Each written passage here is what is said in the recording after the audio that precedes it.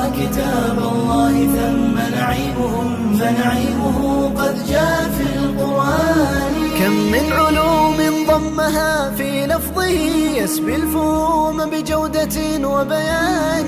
لله دار شبيبة بدويها من فيها شهد محلا داني. ما خاب من كان القرآن أنيسه أنعم به من سيد الخلان.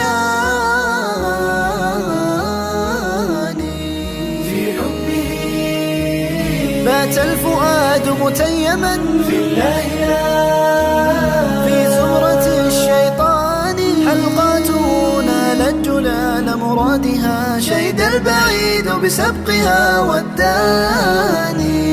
لا ضر فهي سليلة من أمها جمعية التحفيظ للقرآن.